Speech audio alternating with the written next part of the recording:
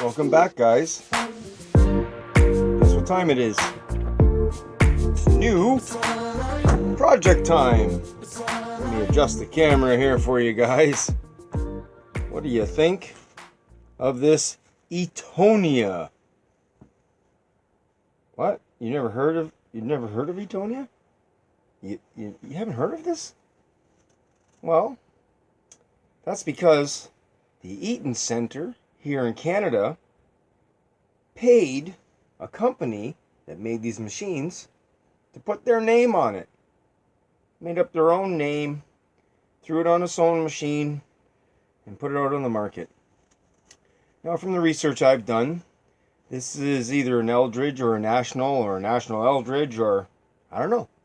I know it has the same design as an Eldridge from what I found. I don't know what year this is. I don't know the exact model this is. There's no VIN numbers on this machine. If you guys know more about it, feel free to leave me a comment down there. Let me know. I always love learning stuff. I'm not here just to teach and show you guys. I'm here to learn too. So if you guys got information, feel free to tell me about it. But anyways, it's my new project.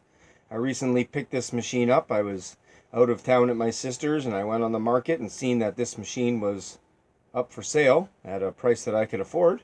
And I was like, that'd be a great project. I could see from the photos, I was missing the needle clamp. But I have a bunch here. I think we'll be able to fabricate something up for that. I thought I'd bring you guys along to check it out.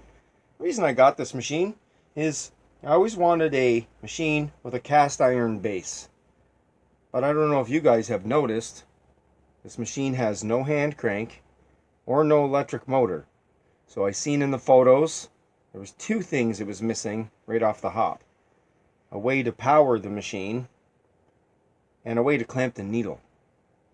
So, why don't you guys come along and watch me fix this machine and figure out a way to get it up and going. And then maybe you guys can help me make a decision on what to do with this machine. Thinking of repainting it and renaming it. Maybe you guys can help me. Come along and maybe I'll do a naming contest.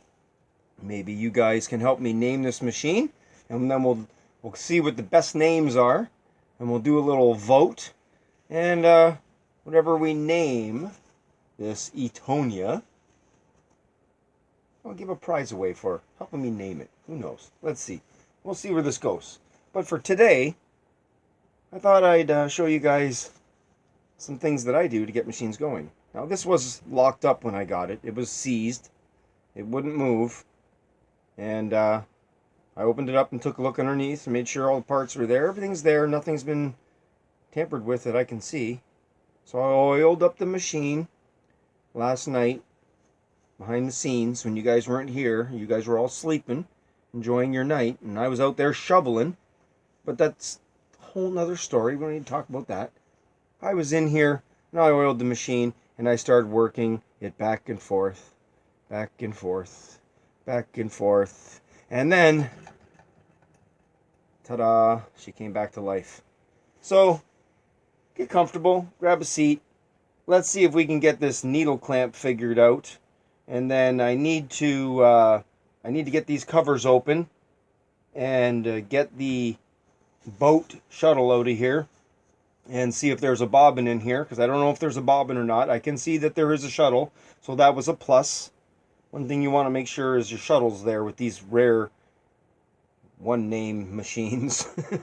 I can see the bobbin winder needs some attention. This arm's a little loose, and it seems to be popping off the cam. Might be bent. This was a little bent. I straightened that out last night when I was doing the oiling. I had this cover open and this cover open. I'll still have to open this up and do some work in here, but I'm going to clean and polish, you know, the regular routine that I do. Bobbin wheel's rock hard, but everything seems to be working in there, and the machine's moving okay, not making any funny sounds. The spring is there for the upper thread tension. The upper thread tension seems to be loose. Yeah, that seems to be working. Yeah, see, that's all there. That's turning. So let's start with the first thing here. Let's get started with this clamp. See if I can get that figured out. Alright, let's go over to the parts.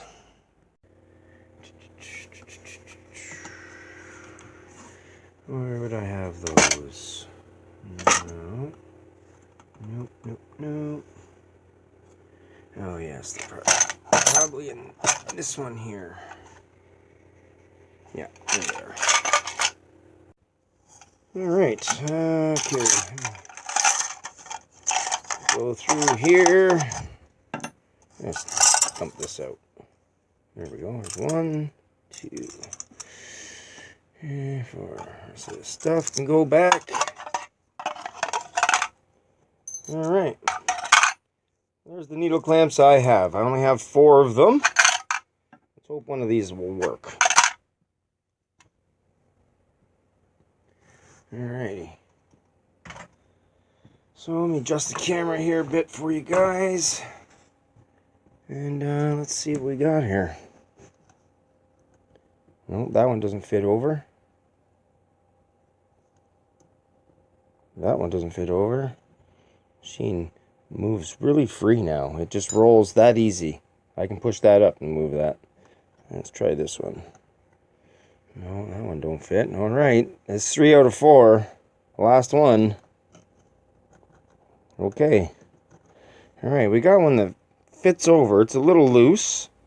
It's got the screw in the end. I do believe this is from a 1591. So the larger hole. These ones, the hole is all too small. Now I'm assuming I could probably file it out or do some kind of modification to maybe make one of these work. That one would probably be my next option. File it out, but this one fits over. So all right, let's let me knock my camera over. Now let me get some needles. Let's see if we can get a needle to clamp in there. Let's use these no-name brand cheap needles. I don't want to wreck good needles. But let me see if I can get one of these clamped in here.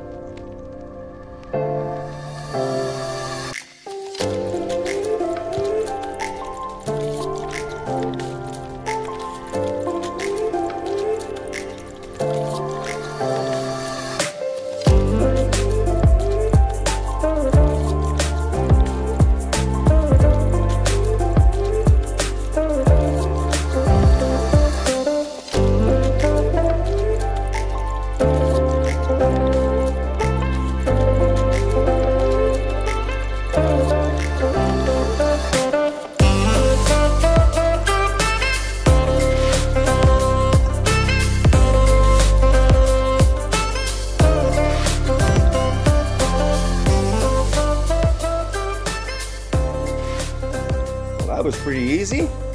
That seems to be working. We'll have to see if I have the needle in right when I get a thread going through it. But it seems to be working. It's not hitting anything.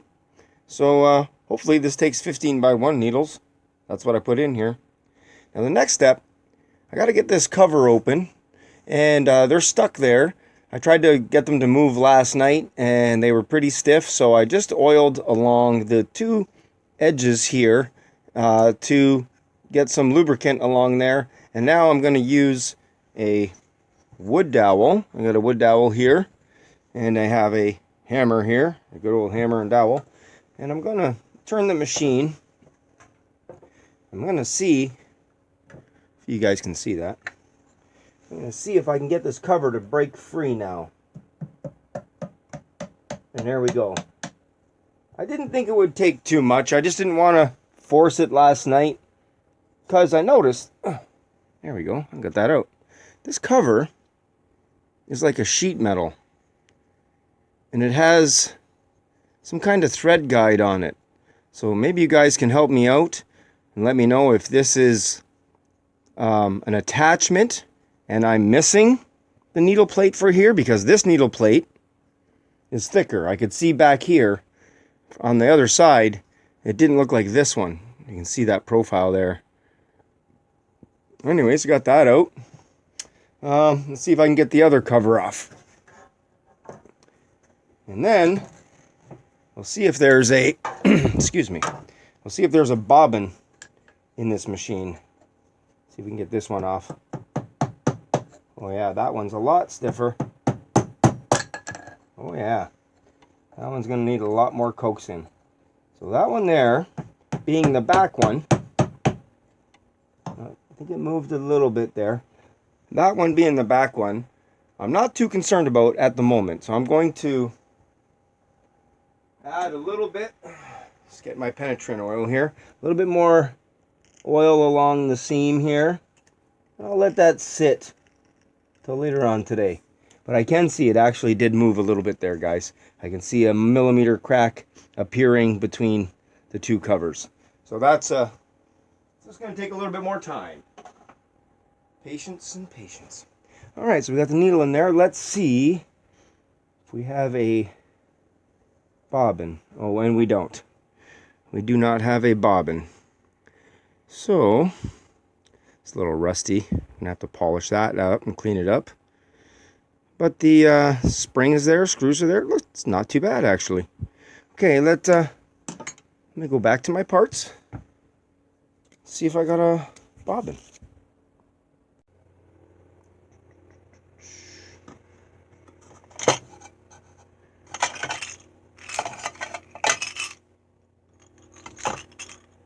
There we go.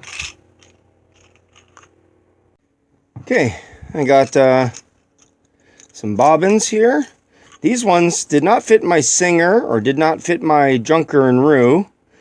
So I'm going to hope they fit this. Now you've seen another bobbin sitting in my parts case there with the red thread on it. That's a Singer one. I already know that. So let's these are the ones I have. All of these ones here, they came in a drawer in one of my past machines, and they're all the same size, and I don't know what they're for, but oh, that looks like it fits. That, are you kidding me? That looks like a perfect fit. Well, if so, I got a bunch of them. Look at that. Well, I guess we won't know until we try it. There we go, guys. Got a wow.